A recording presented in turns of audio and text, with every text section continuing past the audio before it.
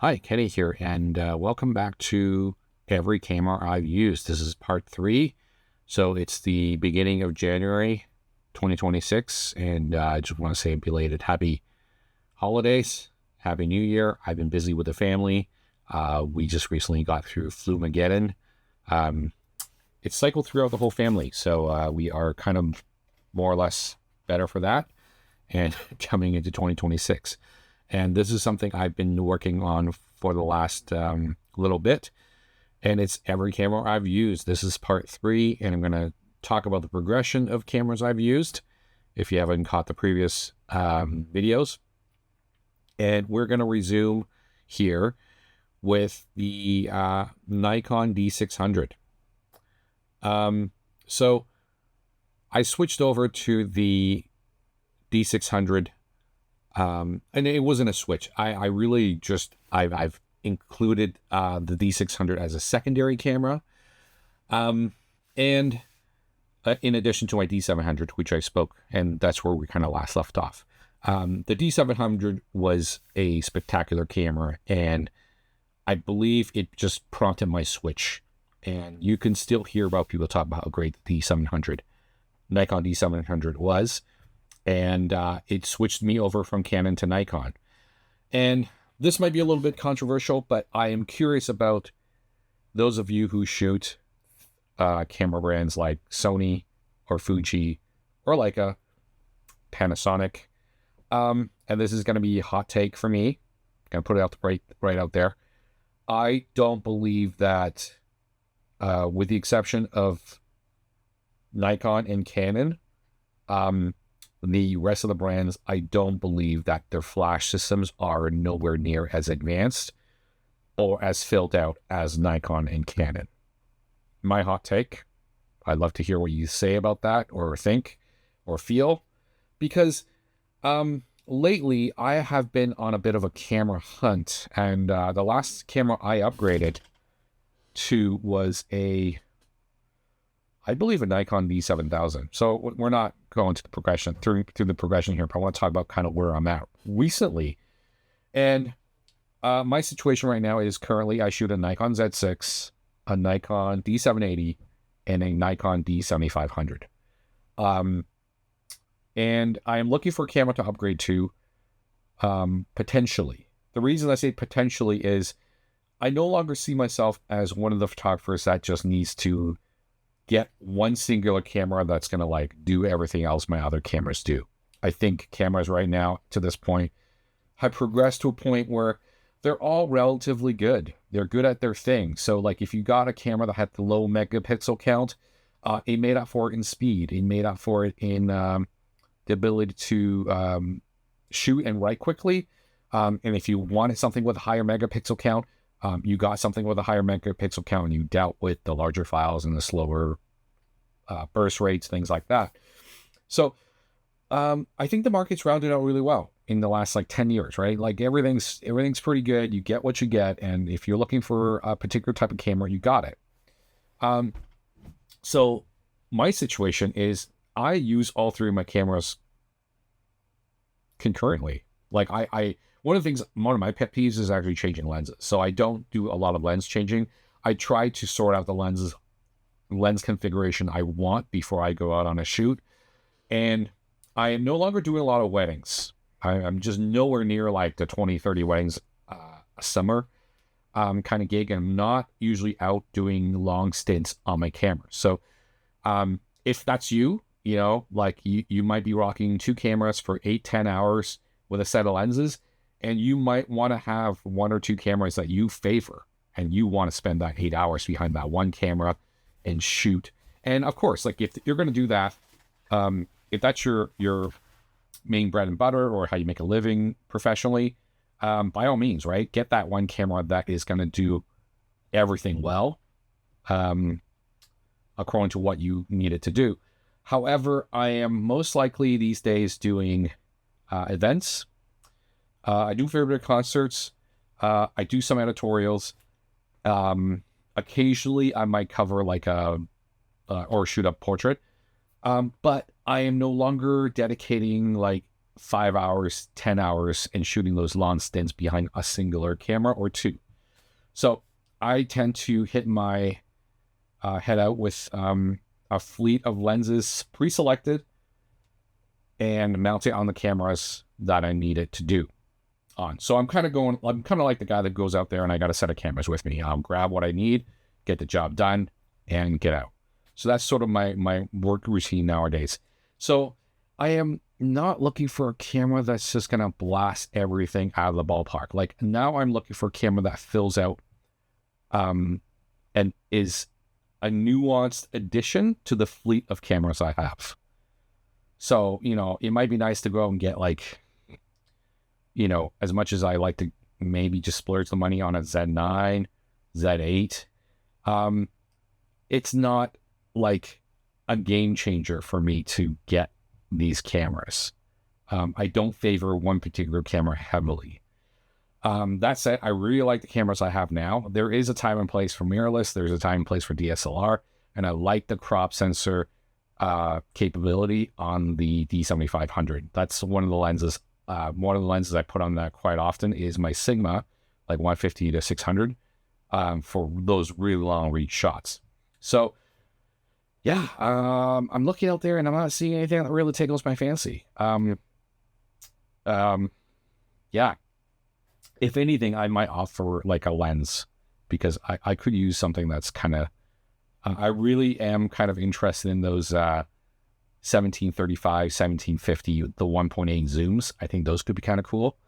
And I'm at a point where I can't quite justify spending money on anything that's like a little bit too personal use. Like I don't really want to splurge on a Fuji X100 wherever they are now.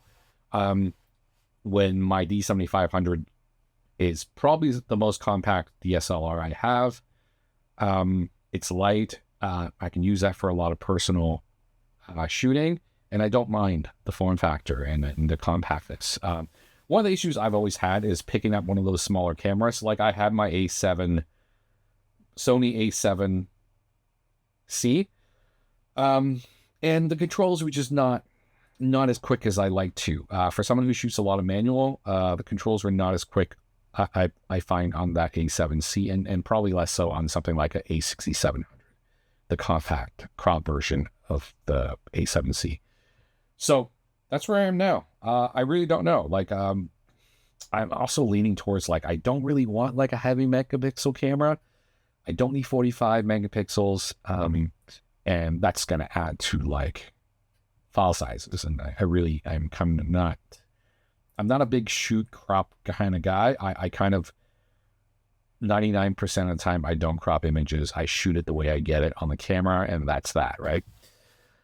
So that being said, let's go ahead and resume the schedule. I want to talk about the Nikon D600. I'll show you guys a little video of the version the copy of D600 I have here. And I have a tendency to, I gotta say, this is the first or second camera. I've had a tendency to like knock out the rubber on the back grip. So to me, these Nikon cameras, the rubbers just don't last, I find. The rear rubber grip has also fallen off my D700, D780. And that's fine. It's merely mostly cosmetic. I really don't think I'm the guy that abuses my cameras a lot. But they sure get a lot of reps lifting and putting down, just with the nature of my work. And I think these rubber grips at the back, they just fail over time. The glues weaken, and maybe I'm just hanging on to cameras for way too long. I don't know.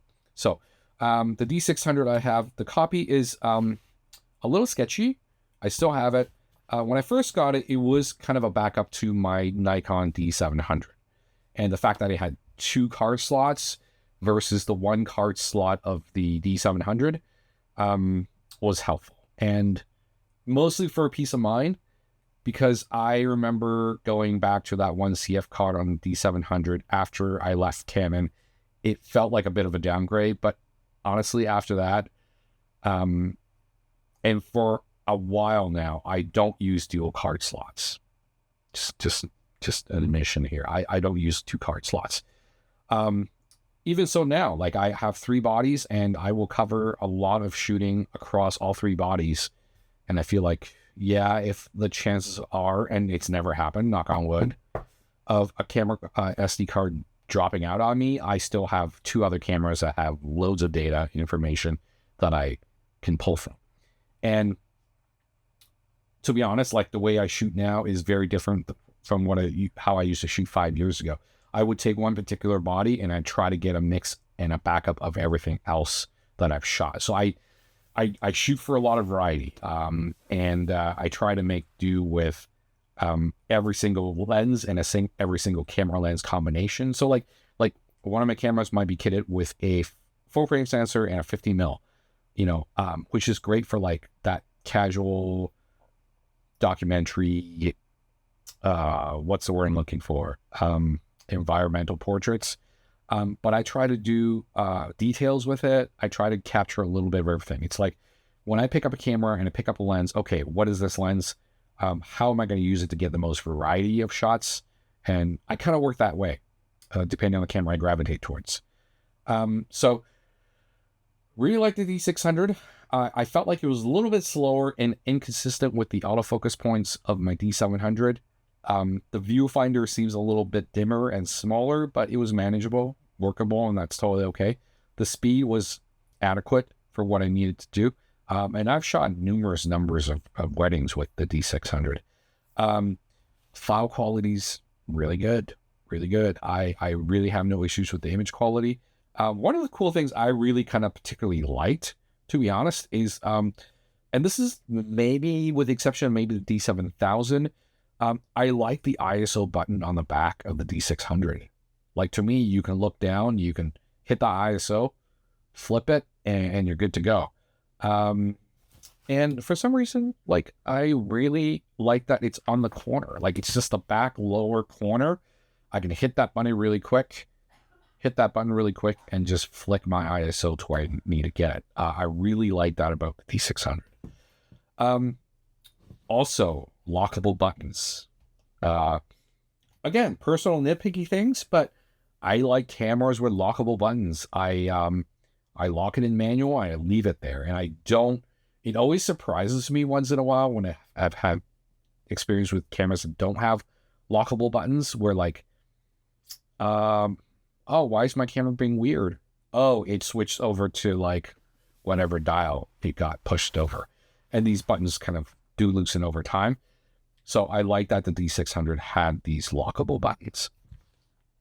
Other than that, no complaints. My D600 currently, I thought it had like a failing shutter. I was getting some black lines through the sensor, and that prompted me to upgrade to another camera and put this into sort of the paperweight shelf, my D600.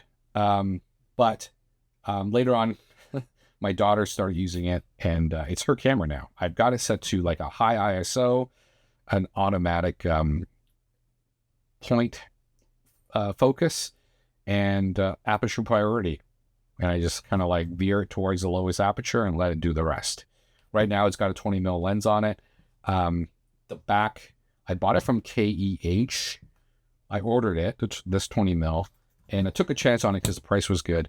But the rear element was separating, so it does have kind of like a cool, weird vibe to it, the lens. And I kind of like it. I don't know what I'd actually use it for, but it's a fun little camera for her to use. My daughter now, who's 7, and suits her, and she loves taking pictures on it. She loves looking through the pictures and deleting pictures. So it's been great for that. Okay, so 2026 is off to a really slow start, which is fine. Let's ease it in. Sorry, I've only covered one camera today, but there will be more. So if you like this, just stay in touch. Thanks for listening. See you on the next one. Take care. Bye-bye.